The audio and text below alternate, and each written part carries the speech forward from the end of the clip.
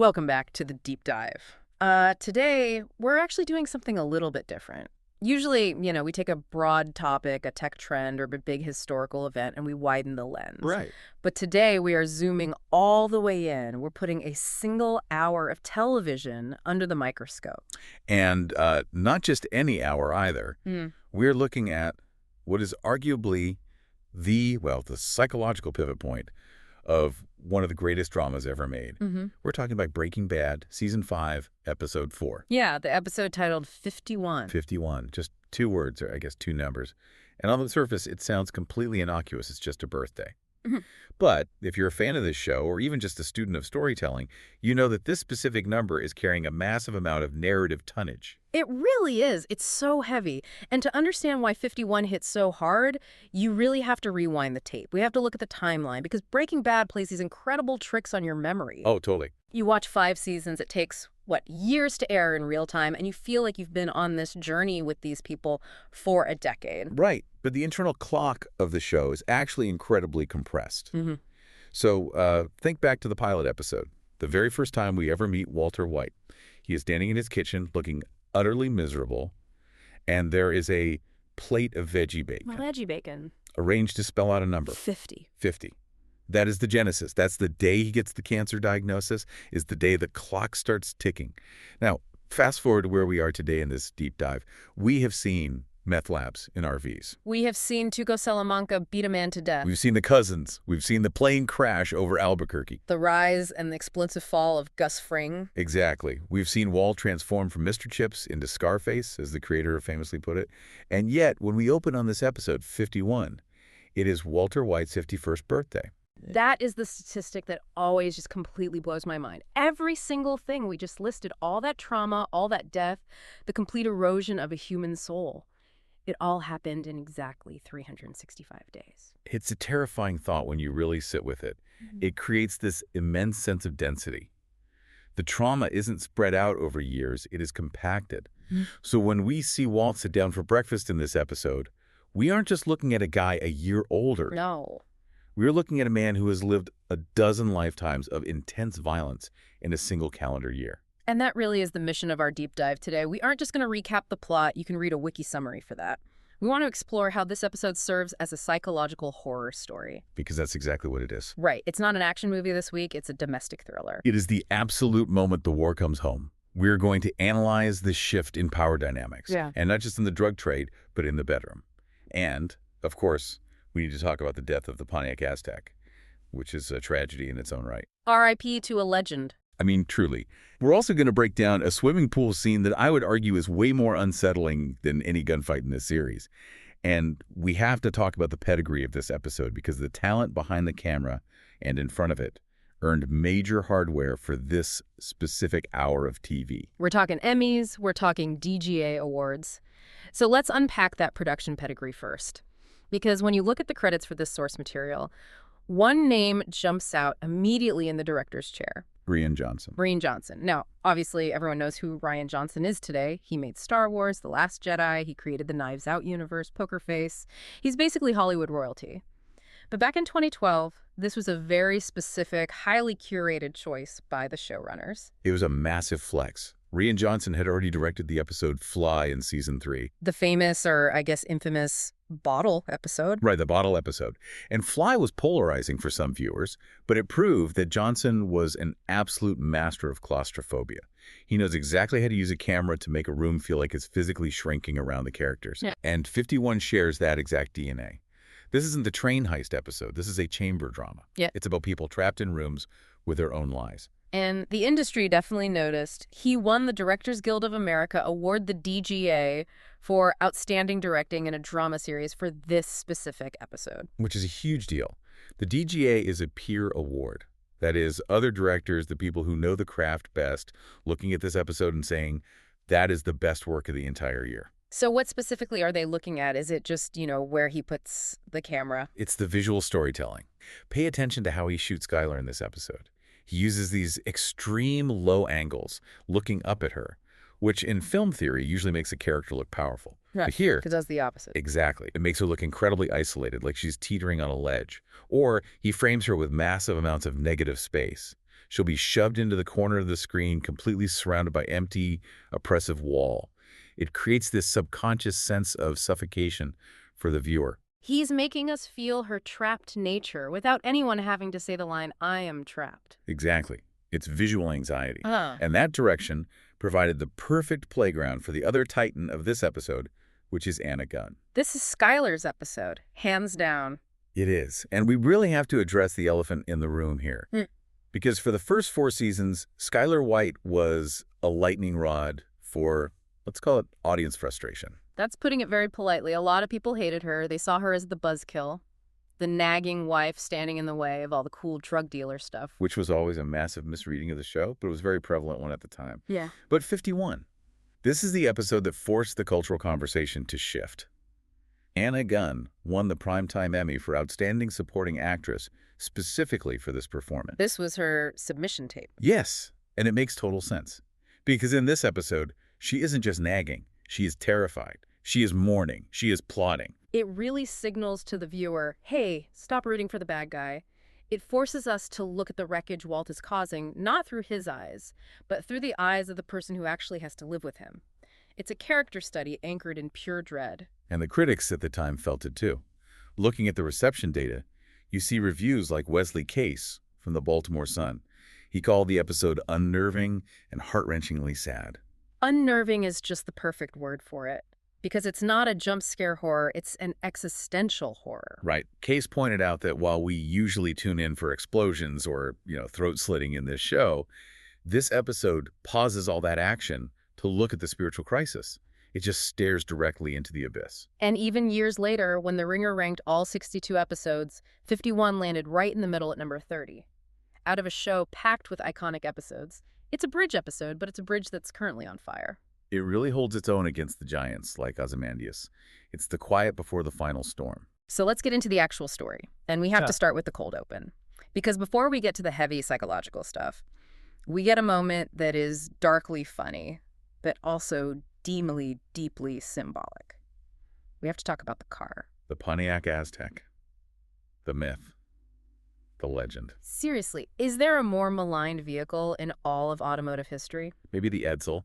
But honestly, in the 21st century, the Aztec is the undisputed king of what were they thinking car design. It was designed by committee. It tried to be an SUV and a sports sedan and a minivan all at once, and it basically failed at everything. But for Walter White, the high school chemistry teacher, it was perfect. Oh, it was the perfect visual metaphor for his life pre-Heisenberg.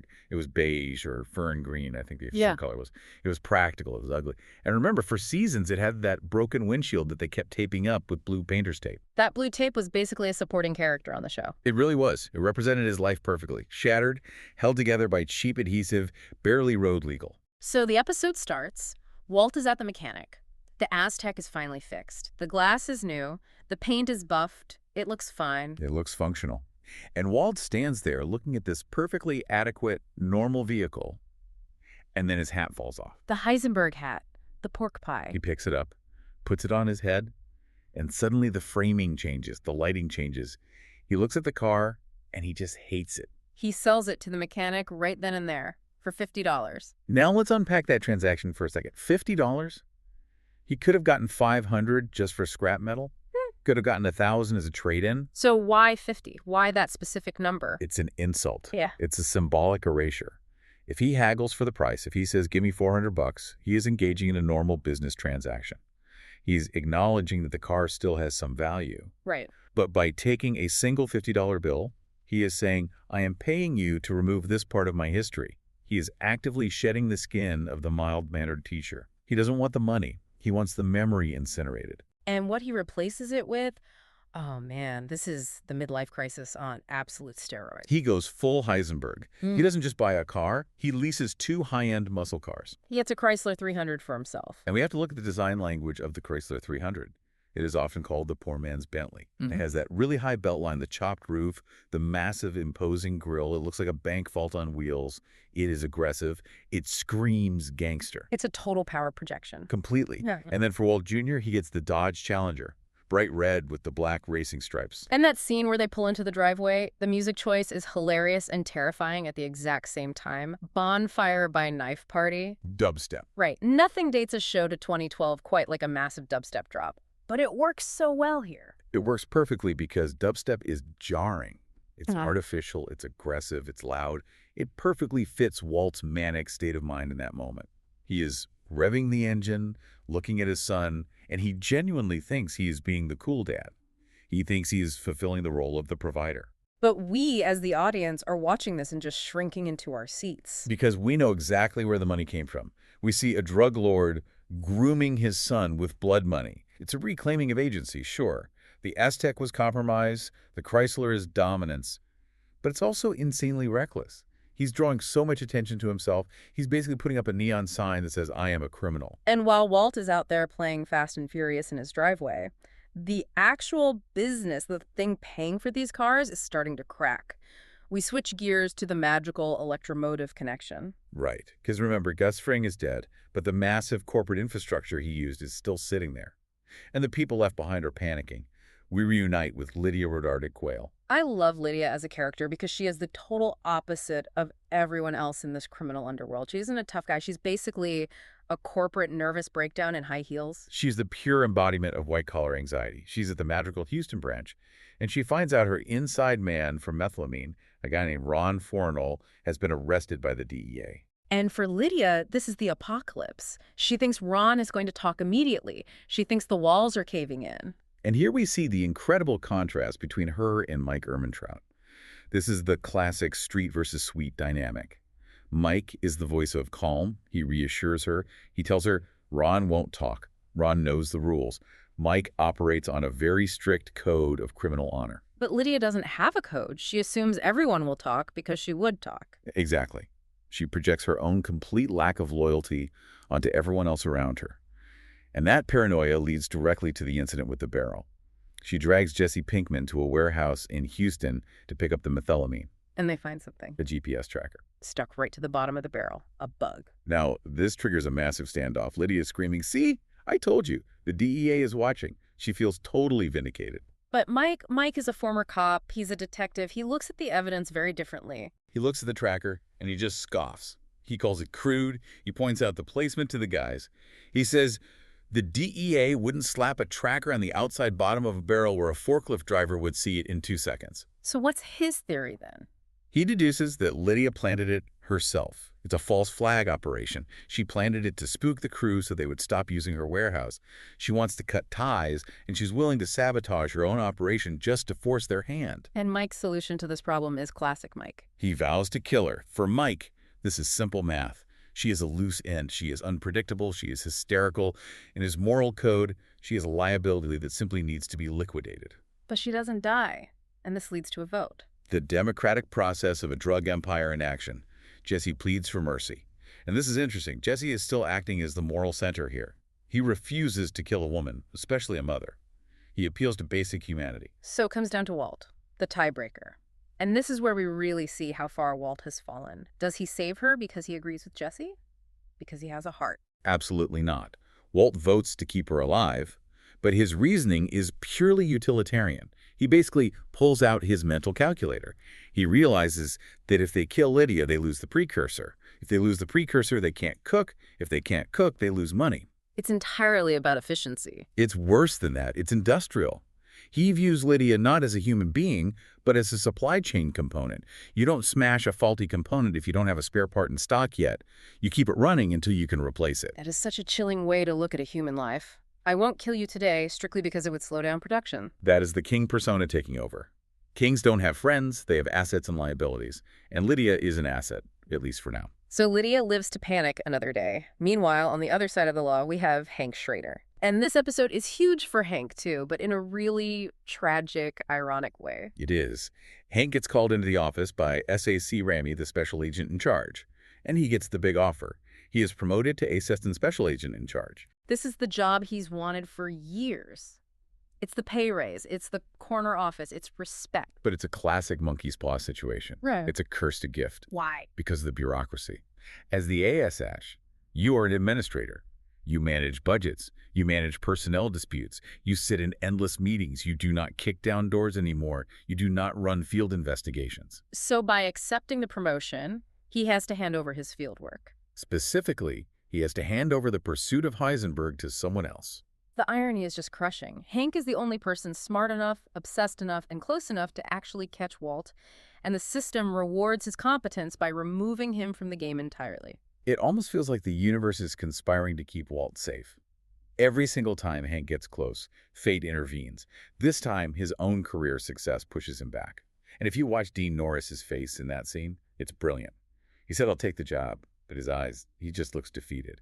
He knows he's leaving the hunt. He's unknowingly scaling back just as his brother-in-law is stepping up. Precisely. Okay, so we've established the cars, the business, and the law.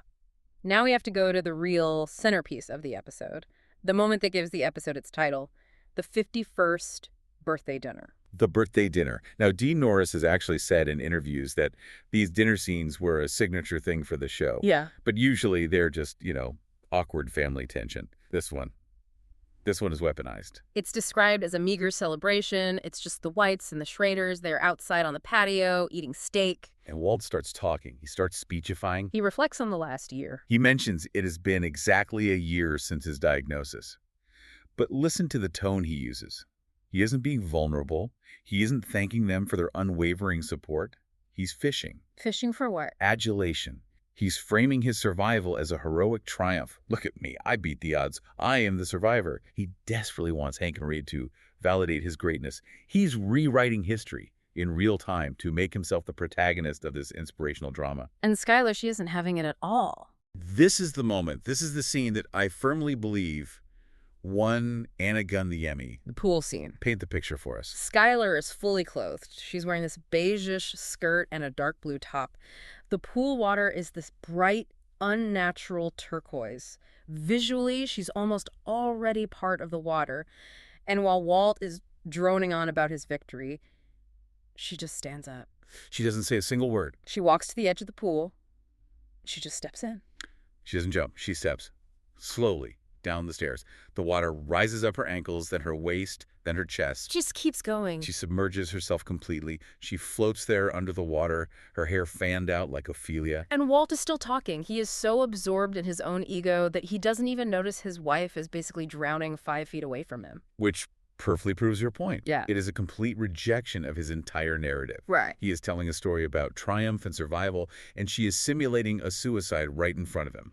Finally, Marie notices and screams. Panic ensues. Walt has to jump in fully clothed, ruining his new king outfit to pull her out of the water. The critic Wesley Case called this unnerving, and I really think that's the perfect word. It's not violent, but it is deeply, deeply disturbing. It's a nonverbal scream. Why does she do it, though? Is she actually trying to kill herself in that moment? I don't think so. I think it's a tactical disruption. Skyler feels she has absolutely no voice left. She can't talk to Hank and Marie about what's really happening because it would implicate the family and destroy them. She can't talk to Walt because he simply won't listen. So she uses her body. She creates a spectacle that physically cannot be ignored. It shatters the happy family facade Walt is trying so hard to build. Exactly. You can't go back to eating birthday cake after the hostess tries to drown herself. It instantly ends the party. And the aftermath of that pool scene leads to one of the most intense tactical moves in the entire series because Skyler uses this breakdown as cover. She is brilliant here. She plays the hysterical woman card perfectly. She knows Marie loves to be the savior in any situation, so she convinces Marie that she is completely unstable. She says, "I'm losing it. I can't be around the kids." And Marie immediately steps in to help. Marie says, "We'll take them. We'll take Walt Jr. and Holly for a few days." Which was Skyler's plan all along. It's an evacuation strategy. She knows she can't get herself out of the house. She's essentially a hostage at this point. But she can evacuate the innocent bystanders. She gets the children out of the blast radius. Which leaves Walt and Skyler alone in the house. The kids are gone. The guests are gone. And this leads directly to the confrontation in the bedroom. This is the title fight. Bryan Cranston versus Anna Gunn. No music playing, just raw dialogue. And the lighting here is so crucial. Rian Johnson keeps them mostly in shadow. Walt is furious. He knows she faked the whole thing. He tries to use logic to beat her down. He says, this plan of yours doesn't work. You can't keep the kids away forever. He starts breaking down the logistics of her breakdown. He treats her mental state like a business problem he could just solve with a spreadsheet. He's logicking her to death, and then he threatens her. This part gave me absolute chills. He says, I can have you committed. He threatens to have her institutionalized. He is threatening to use the very lie she told against her. He's saying, oh, you want to play crazy? Fine. I will lock you up in a padded room and keep the kids anyway. It really shows how far he has fallen. He is willing to imprison his own wife in a psychiatric ward just to maintain control of his narrative. He thinks he's in a chess match. He thinks he can just move the pieces around the board and win through sheer intellect. But then Skyler plays her checkmate. She realizes she has no good moves left. She admits she's trapped. She says, I can't go to the police because you're the father of my children. I can't physically kill you. And then she delivers the line that I think defines the entire season. She looks him dead in the eye and says, I'm waiting for the cancer to come back. I mean, damn. It is arguably the darkest thing anyone says to Walter White in the entire series. Think about the weight of that. She is telling her husband, to his face, that she is actively rooting for his death. And not just a quick death either. She is rooting for the cancer. The slow, painful, wasting death. Because it is the only escape hatch she has left. It's the only way out that doesn't destroy the children's rehabilitation or result in everyone going to federal prison. Nature has to take its course. She is praying for metastasis. That silence after she says that line is deafening. It completely strips Walt of all his perceived power. It does. Because he can bully her, he can gaslight her, he can threaten her with an asylum all he wants, but he cannot force her to want him to live. It shifts the power dynamic completely. Walt has physical control of the house, but Skyler has the moral clarity. She hates him, and she isn't afraid to say it out loud anymore. It strips away the comforting illusion that he is doing all of this for the family. The family wants him dead. He is no longer the provider. He is just the captor. And yet the episode doesn't end there. We have one more scene to cover. The coda. The watch. Jesse Pinkman gives Walt a birthday present. It's a TAG Heuer Monaco caliber 12. That is a very serious watch. It's the Steve McQueen watch from the movie Le Mans. It is. And notice Walt's reaction when he opens the box. He's genuinely touched by the gesture. He really is. It's one of the few moments of real, uncalculated human connection we've seen from him lately. Because Jesse is the good son now. Walt Jr. is distant and confused and angry. But Jesse is loyal. Jesse appreciates him. Jesse gives him the respect he so desperately craves. But because this is Walter White we're talking about, he can't just put the watch on and be happy about it. He has to weaponize it. He goes back to the bedroom that night. Skyler is there, sitting in the dark, smoking a cigarette. Which is another act of rebellion, by the way, smoking inside the lung cancer survivor's house. Absolutely. And he shows her the watch. He tells her Jesse gave it to him. He says, he used to want to kill me too. You'll come around. That is the threat. He is telling Skyler, look at this. I turned Jesse Pinkman, a guy who literally held a gun to my head, into a loyal soldier who buys me luxury gifts. I can manipulate anyone. Do not think your hatred is permanent. I will break you down until you love me again. It's so delusional. He thinks human feelings are just chemistry. He thinks he can just adjust the temperature and the pressure and change her hatred back into loyalty. It's pure hubris. He thinks he is a god. He thinks he can control the hearts and minds of everyone around him, given enough time. And the episode ends with that final shot. The watch sitting on the nightstand. Ticking. The camera just lingers on it. Tick, tick, tick. And this brings us all the way back to the title, 51. We've spent this whole time breaking down the sources. We've seen the cars, the pool, the fight. What is the ultimate takeaway here? The takeaway is that the cancer victim is dead, the family man is dead, only the king remains. But the king is ruling over a kingdom of ash. He has the cool car. He has the expensive watch. He has the money. But his wife wants him dead. His children have been evacuated. His business partner, Mike, hates him. His protege, Jesse, is being manipulated. He is completely, totally isolated. And that ticking watch. It's a memento mori. Walt sees it as a trophy of his manipulation skills. But the audience hears the countdown. Because a watch is the ultimate symbol of time running out. Exactly. Walt thinks he has all the time in the world to fix Skyler, to fix his empire. But that ticking tells us the truth. The clock started at 50. It's now 51. The sand is running through the hourglass much faster than he realizes. He thinks he's building an impenetrable fortress, but he's actually just digging his own grave.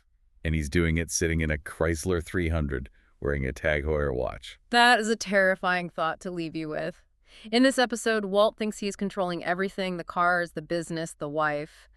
But by keeping Lydia alive for the sake of efficiency and keeping the kids away to win an argument, hasn't he actually just invited far more chaos into his life? That's something for you to mull over. That's our deep dive on 51. A true masterclass in tension. Thanks for joining us on this deep dive. We'll catch you next time. See you then.